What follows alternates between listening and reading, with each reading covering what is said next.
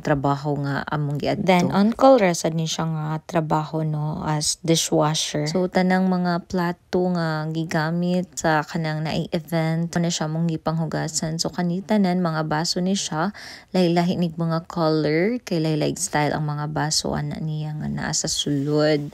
So tray na siyang nay baso. So pag mo sa baso na nasad mi sa mga plato. So, biggest to smallest, amo na siyang gipang-arrange kay nagkayamukat man nila ang agi. So, before ni siya, nang hugas na mi anig perting daghana nga mga kaldero, mga gigamit pa sa mga kanya, wa pa gyud mi mahuman anhi. Sige, Canada pa more. So, mo ni sa Ate Joy Ann ang nag-refer na ako diri. So, thank you so much. At least naka-experience ko ani niya. Guman na mo pang hugas, ipangita o nasad na mo kung asa niya mga butanganan.